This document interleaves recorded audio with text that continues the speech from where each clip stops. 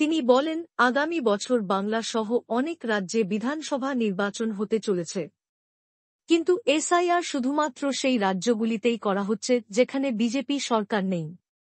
যেখানে বিজেপি ইতিমধ্যেই ক্ষমতায় আছে সেখানে এই এসআইআর করা হচ্ছে না।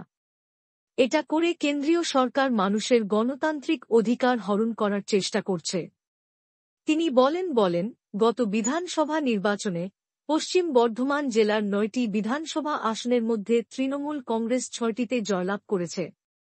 তিনি বলেন, আসন্ন ২০২৬ সালের বিধানসভা নির্বাচনে দল এই জেলার সবটি আসনই জিতবে।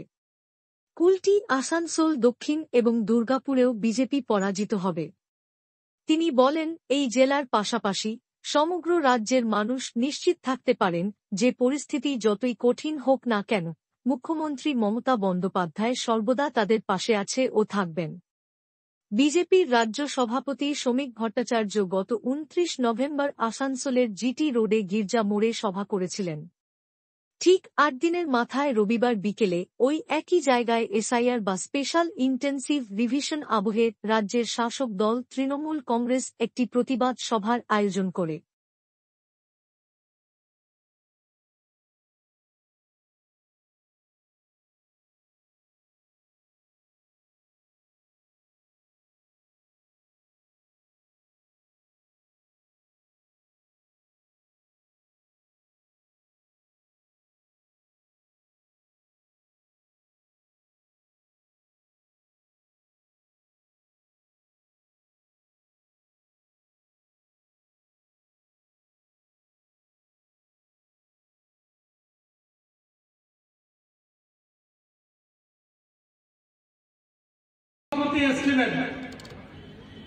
সভা মঞ্চে আমি তো সামনে থেকে দেখিনি, কিন্তু আমি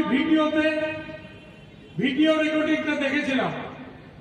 মঞ্চের ডান দিকে কয়লা মাফিয়া, তো বাঁ দিকে জমি মাফিয়া। সেই মাফিয়াদের মঞ্চে দিয়ে তিনি সভা করে গেলেন আসানসোলে। আসানসোলের মানুষরা জানে যে কে কি করে। আসানসোলের মানুষরা জানে যে আসানসোলের মানুষের জন্য কারা কাজ করে। পশ্চিমবঙ্গের মমতা বন্দ্যোপাধ্যায় ১০০টা প্রকল্প চালাচ্ছেন, করতে এসেছিলেন। আজকে তার ৫ গুণ মানুষ তাদেরকে পরিবর্তন করে দেওয়ার জন্য এসেছে।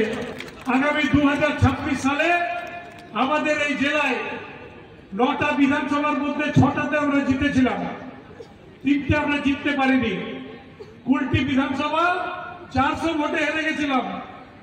আমি এখানে দাঁড়িয়ে বলতে পারি কুলটি বিধানসভা এবারে কমসে কম ১০,০০০ ভোটে জিতবো। আর যে নেত্রী হটন রোডে গরিব মানুষদের লাথি মারতে এসেছিলেন আসানসোল দক্ষিণ বিধানসভা, সেই বিধানসভাতে ৪,০০০ ভোটে হেরেছিলাম, এবারে ১৪,০০০-এরও বেশি ভোটে জিতবো। দুর্গাপুরেও জিতবো।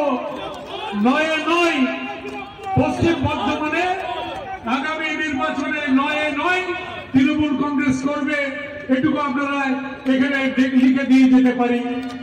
আমার বক্তব্যকে দীর্ঘায়িত করছি না। আজ সকাল থেকে প্রচন্ড ঠান্ডা। এই ঠান্ডার মধ্যেও আজকে হাজার হাজার তৃণমূল কংগ্রেসের কর্মী সমর্থক আজকের এই সভাতে উপস্থিত হয়েছেন। তার জন্য আমি আপনাদেরকে আন্তরিকভাবে ধন্যবাদ জানাই। এবং এতক্ষণ ধরে আপনারা দাঁড়িয়ে আছেন এই সভা মঞ্চে বক্তব্য শুনছেন, তার জন্য ধন্যবাদ জানাই। খালি শেষ করার আগে যে আপনারা সবসময় ভাববেন আপনাদের সঙ্গে একজন আছেন, তার নাম হচ্ছে মমতা ব্যানার্জি। আপনাদের সঙ্গে যিনি আছেন তার নাম হচ্ছে মমতা ব্যানার্জি, যিনি সকাল থেকে রাত্রিবেলা পর্যন্ত পশ্চিমবঙ্গের মানুষ কিভাবে ভালো থাকে, পশ্চিমবঙ্গের মানুষের কিভাবে দুবেলা পেটে অন্নের জোগাড় হয়, পশ্চিমবঙ্গের সাধারণ বেকার যুবকদের জন্য কিভাবে চাকরির ব্যবস্থা করা যায়, পশ্চিমবঙ্গের সাধারণ মানুষের কিভাবে উন্নতি করা যায়, সেই কথাটা ভাবেন, সেই কথাটা চিন্তা করেন। আর আরেকটা দল খালি মিথ্যা কথা, মিথ্যা প্রতিশ্রুতি দেয়। কখনো বলে 2 करोड़ बेकार को साल में नौकरी दूंगा, कखनो बोले बैंक में 15 लाख करके भेज दूंगा, कखनो बोले আরো কিছু মিথ্যা প্রতিশ্রুতি এবং মিথ্যা কথা। তাই মিথ্যা প্রতিশ্রুতিতে ভুলবেন না। মিথ্যা কথাই ভুলবেন না, ভাগাভাগি করলে ভাগাভাগি হতে দেবেন না। আমরা এক পশ্চিমবঙ্গে হিন্দু মুসলিম শিখ ইসাই हम लोग सब ভাই ভাই, সবাই আমরা মমতা বন্দ্যোপাধ্যায়ের সঙ্গে আছি, থাকবো, আগামী দিনেও থাকবো। এইটুকু কথা আমরা তো এখানে সভা ডেকেছিলাম। আপনারা জানেন কেন্দ্রের সরকার বিজেপি সরকার এর আগে পশ্চিমবঙ্গে যখনই ভোট আসে মানুষকে মিথ্যে কথা বলা, মিথ্যা প্রতিশ্রুতি দেওয়া এবং মানুষের সামনে গতবার তারা বলেছিল ইস বার 200 পার, কিন্তু 200 পার তো দূরের কথা, এখন 65 না 60 এসে পৌঁছে গেছে। কিন্তু ক্ষমতা দখলের লোভে, ক্ষমতা দখলের যে তাদের আকাঙ্ক্ষা, মানুষের অধিকারকে কেড়ে নেওয়ার জন্য তারা এসআইআর স্পেশাল ইন্টেনসিভ রিভিশন কয়েকটি রাজ্যে করছে। দেখুন, আগামী যে নির্বাচন হবে সেই নির্বাচন হবে পশ্চিমবঙ্গে, সেই নির্বাচন হবে আসামে, সেই নির্বাচন হবে ভারতবর্ষের আরো 4টি রাজ্যে।